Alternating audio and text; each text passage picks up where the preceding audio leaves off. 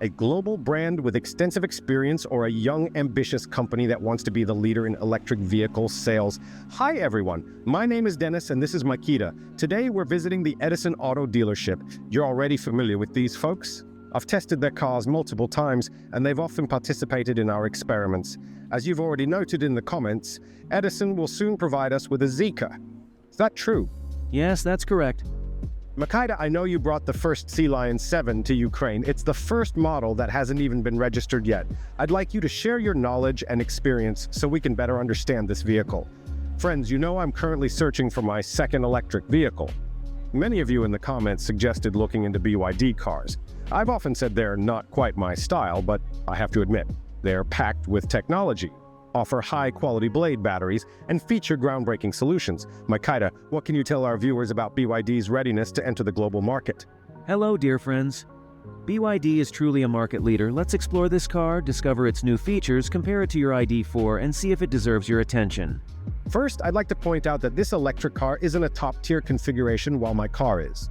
My ID.4 Prime is a dual-motor version with 300 horsepower. However, this car has a single motor on the rear axle, producing 313 horsepower, so technically it's more powerful. Can we compare acceleration dynamics? What's the claim for the BYD Sea Lion? In the base version, it's 7.3 seconds. The mid-level trim with an upgraded battery does it in 6.7 seconds, and the top-tier version manages 4.2 seconds. That's impressive. For comparison, the rear-wheel drive ID.4 has 204 horsepower, about one-third less, and accelerates to 100 kilometers per hour, 62 miles per hour in 8.5 seconds. Now about the batteries. You mentioned both small and large options. What can consumers expect if they order this car? This car comes in 4 trims. The base model has a 71.8 kilowatt-hour battery, while the upgraded base trim comes with an 80.6 kilowatt-hour battery. And yes, friends, you might point out that the ID.4 has an 84.8 kilowatt-hour battery, which is often quoted. But we know its usable capacity is around 77 kilowatt-hours, with 82 kilowatt-hours gross as claimed by Volkswagen. The blade batteries are trickier.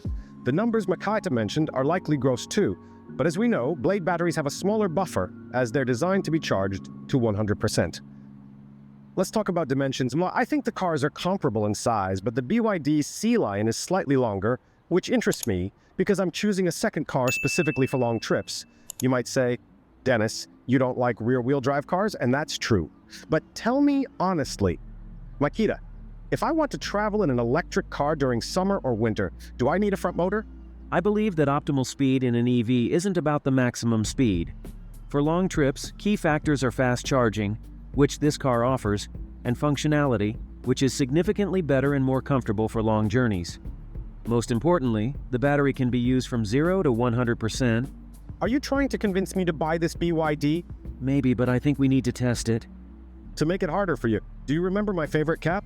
Of course. I'll switch it up today to make this more challenging for you. Uno momento. I think with this label, it will be very hard for Makita to sell me this car. Now, friends, let's get back to the technical specifications and dimensions. First of all, the BYD Sea Lion 07 has a complex name for starters. Share your thoughts in the comments. The length of this beauty is 4,830 millimeters. The width is 1,925 millimeters, height is 1,620 millimeters, and the wheelbase is 2,930 millimeters. As for our ID.4, the length is 4,584 millimeters, width 1,852 millimeters, height 1,631 millimeters, and the wheelbase 2,771 millimeters. The weight of each electric car varies from 1,900 to 2,100 kilograms, which is quite comparable. I'd also like to remind you that the acceleration of the base Sea Lion 07 battery is 7.3 seconds to 100 kilometers per hour. The battery we have accelerates in 6.8 seconds, which is 0.2 seconds faster than my all-wheel drive Prime. And if we're talking about the high-performance version, it's a dual-motor setup with 530 horsepower and 690 newton-meters of torque. This beast accelerates in 4.2 seconds. And friends, while we're at it, I want to stay honest with you. I don't really like the BYD company, and I've said this many times. But this car technically is very interesting to me because it has a new battery, good acceleration, and significant questions about handling. You've already driven it. You know, for example, that the BYD song didn't impress me at all in terms of handling. What about this one? I've been watching you for a long time, and I agree that not all BYD models handle like sports cars. But starting with the BYD Song L, they've improved these aspects, and I think this car will perform very well on the road. Especially considering the drum brakes, it will be a completely different story. You could say it's 1-0. But if I'm test driving a BYD today, then you're driving a German electric car with a wealth of experience in operation and creating great vehicles. We invite you to the test drive.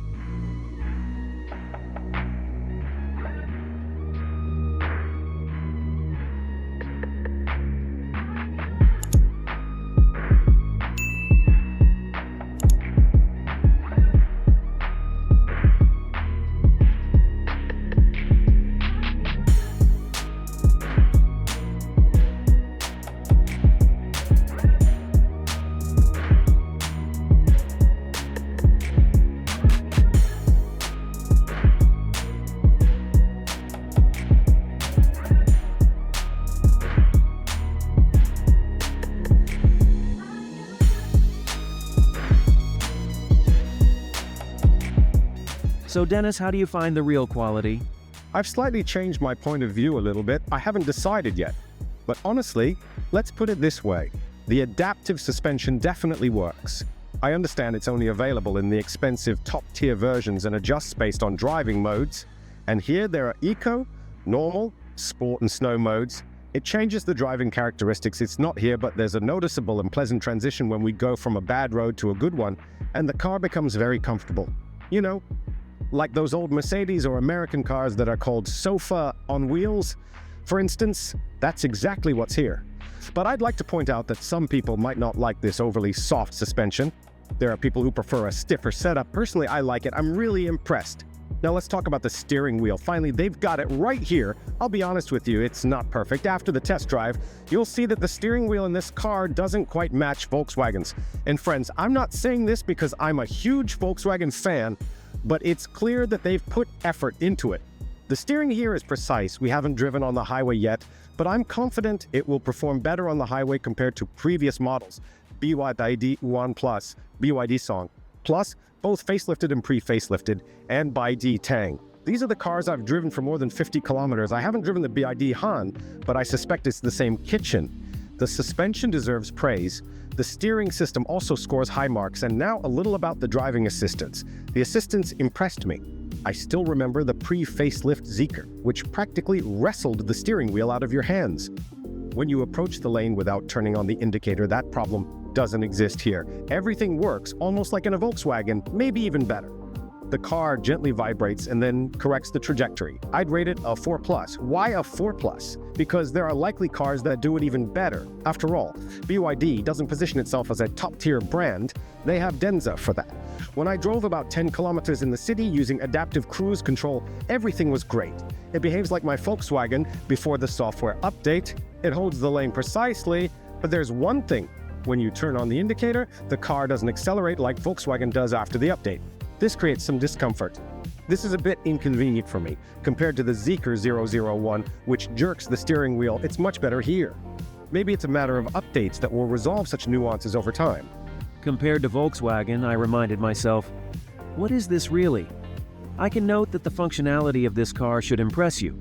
How do you find this functionality during long-term use?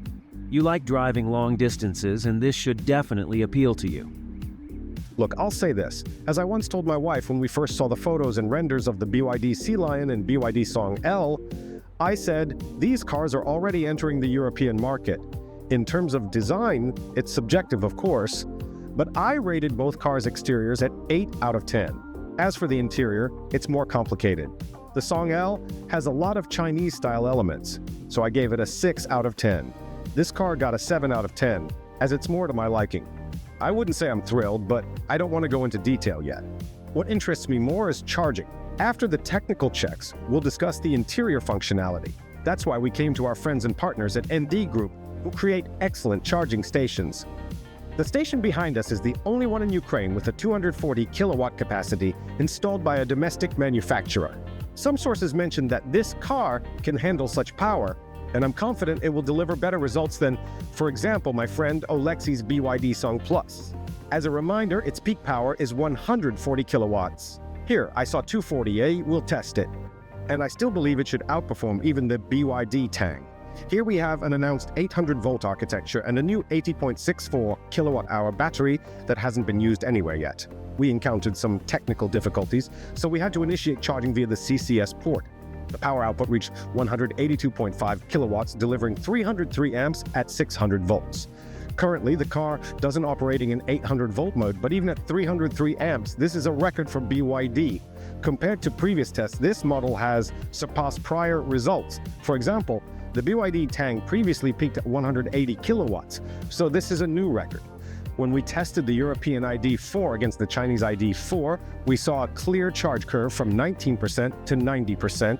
I want to replicate that now. With the BYD Sea Lion, I remember that the ID.4 charged from 19% to 90%, consuming 52 kilowatt hours in 39 minutes. Since we're comparing the Chinese ID with the Chinese BYD Sea Lion, we'll also compare these numbers. I can already see the power has slightly dropped to 162 kilowatts at 27% charge, so 8% of the charge sustained 180 kilowatts. However, we understand that the charging curve gradually decreases. We'll show all of this data, but for now, we continue to explore. From 160 kilowatts to 100 kilowatts, between 20% and 44%, the power was a remarkable 180 kilowatts, then dropped to 160 kilowatts. Still, this is a record-breaking performance. The new 3.0 platform is delivering its results. I have a surprise for you. A European car pulls up to the station to demonstrate how a true German vehicle charges. And it's impressive. At 70% charge, the car draws 102 kilowatts. Minimal power drop from 100 to 93 kilowatts. At 80% charge, the results are excellent. I also wanted to point out that this car will be sold in Europe and features a unified charging port. Unlike other BYD models, where slow and fast charging ports are separate, everything here is integrated. This indicates that for the European market, a CCS2 combo port will undoubtedly be installed. It will support three-phase AC charging, while on a single-phase network, this car takes up to 7 kilowatts. I expect that, similar to the ID.4, a European port could be factory installed in the future without requiring adapters or custom solutions. If you've heard of such a case, please share it in the comments. This will help people make informed decisions, knowing that this car can be adapted for the European market.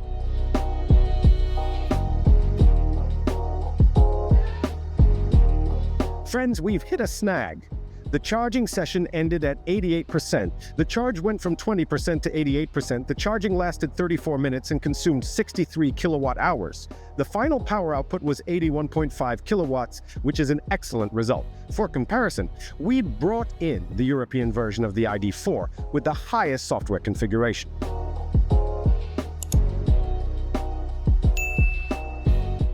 At the start of charging, the ID.4 showed 136 kilowatts, but the car wasn't warmed up since we had been filming for almost an hour. I think the peak power will sustain for quite some time. Now, let me share my thoughts on the design. Design is always subjective, but overall I like it. However, I'd prefer to see more massive headlights. The current design hints strongly at the car's Asian origins, but in my opinion, it should move more toward a European style.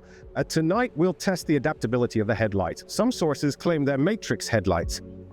I'm not sure if that's true, but I hope the lighting quality will be impressive.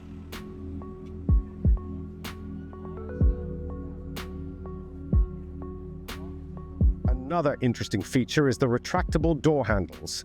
I'm not sure how well they'll perform in winter, but they look stylish and seem convenient. As for sound insulation, the car has double-glazed windows in the front and single-glazed windows in the rear. After spending half a day in this vehicle, I can say it's very quiet. This is particularly noticeable when you close the doors. The sound just cuts off. My car doesn't have anything like that. I haven't taken it on the highway yet, but in the city, it's quite peaceful. Now, about the trim level, it's quite intriguing. Although this is a base version, there's no leather upholstery. The interior is made of high-quality eco-leather. Higher trims will feature Nappa leather. This version doesn't have a heated steering wheel, ventilated seats, or heated rear seats. Those options are available in the top-tier model. Similarly, adaptive suspension adjustments for sport, normal, or eco modes are exclusive to higher trims. In this version, the car adjusts itself automatically. By the way, back to the charging comparison. The ID.4 is showing a 45% charge and maintaining a power output of 125 kilowatts. So, you might wonder why I'm so particular about this. Well, the day after tomorrow, I'm taking my car to replace the charging port. I'm curious to see how much faster it will charge afterward. That was a little spoiler. Let me know in the comments what you think about me switching from using an adapter to installing a new port. I'm interested in your opinion. Now, we'll invite Makita, who will introduce you to the BYD Sea Lion 07's interior.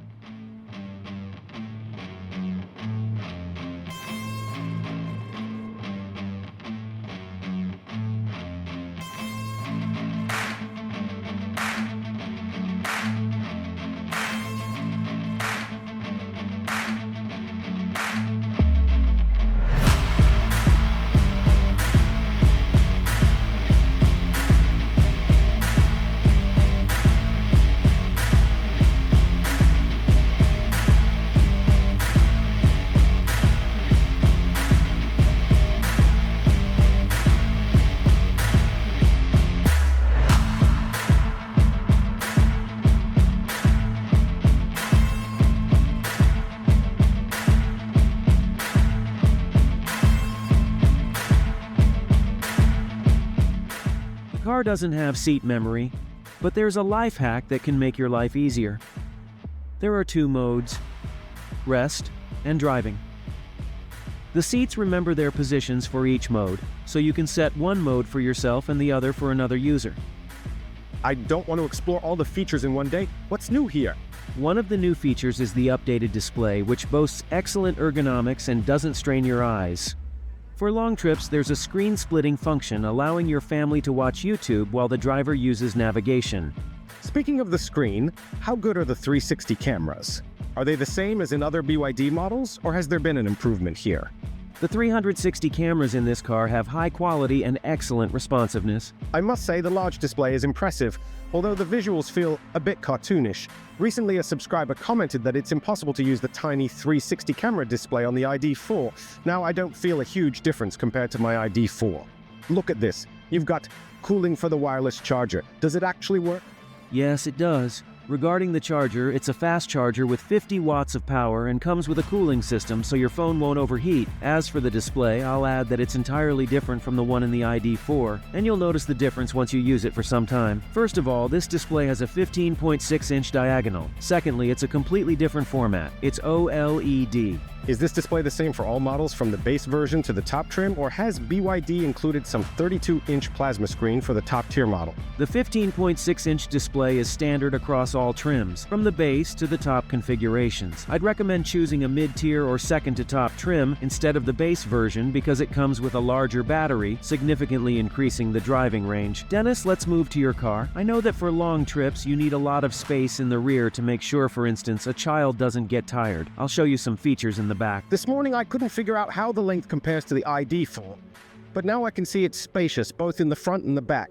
Right now my seat back isn't fully reclined, but if I adjust it like this, it's perfectly comfortable for long trips. I'll say this, it's not a Zeekr, but I can definitely travel comfortably, so let's see what else BYD can surprise me with today. By the way, what about the panoramic roof? Is it only available in the top-tier trim, or can it be added as an option?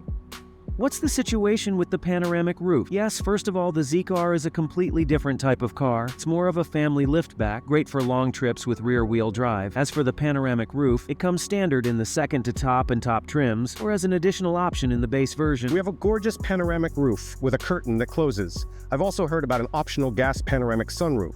Which trims is it available for, and how much does it cost? That's right. The gas panoramic roof is available as an option. It's always an additional feature for an extra fee, as every trim will come with the curtain if the gas panoramic roof isn't installed. I also wanted to ask you about the Dynaudio sound system. What's included in the base version, and are there any upgrades in the top trim? Yes, even in the base trim, you get premium sound by BYD, which includes 12 speakers and a subwoofer in the back. The top configuration will have the same sound system. That's cool. So basically, we're looking at higher quality materials like better upholstery, and in the back, we get additional features like ventilation and heating, but overall, it seems like the rest is the same. If we're talking specifically about the top trim, it also comes with an additional motor. Of course, I'm mainly referring to the overall configuration. In the top trim, the main differences are better passenger comfort for the rear seats and additional technical features. But let me tell you, friends, I'm 174 centimeters tall, and while I almost touch the roof for long trips, I'd lower the seat a bit. But the body format is like this, and I find it comfortable. Honestly, I could easily travel over 500 kilometers in this car. Let's also check out the trunk to see if there are any differences from the ID.4. From what I remember, the trunk capacity is almost the same, with a difference of about 10 liters. You'll see the exact numbers on the screen now.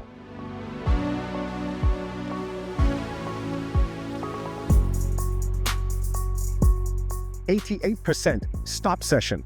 A total of 53 kilowatt hours were consumed. In terms of charging time, the ID.4 is ahead, but its usable battery capacity is smaller.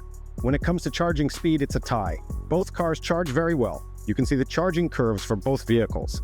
Now let's return to the interior review of the BYD Sea Lion. Friends, as you can see, the interior is very ergonomic.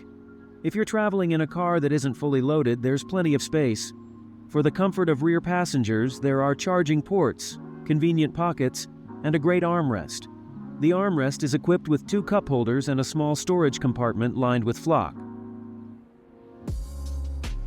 Let's move on to the trunk, which has a large capacity and a convenient shape.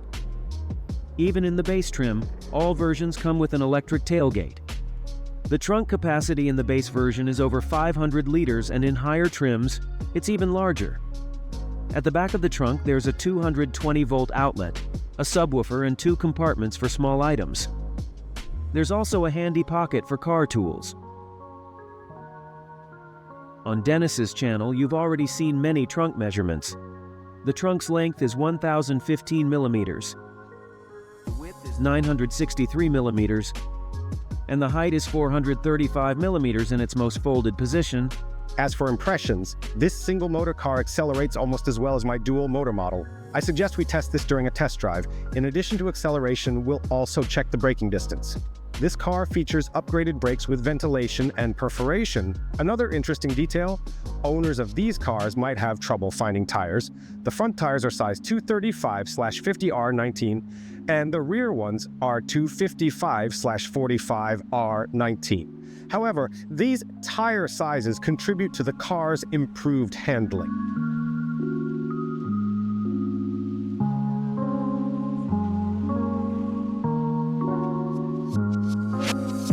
Acceleration is 6.3 seconds compared to 6 seconds. The difference is minimal, considering this is a single-motor version. We wanted to measure 100 to 0 kilometers per hour braking, but due to the lack of a safe testing area, we decided to feature this test in a separate video. Thanks to Edison Auto for the opportunity to test this fascinating car. My opinion of the BYD brand has changed. They've taken a huge step forward. The car's handling has improved, the charging system impressed us, and the suspension is very smooth. The car's features are a matter of personal preference. If you're interested in the details, contact Edison Auto and Maikita, who can provide all the information. You've been with Dennis, Maikita, and First Electric Ride. Thank you for your attention. Thank you for the opportunity to show the car to such a large number of people. Contact us at the company and like the video and subscribe to the channel.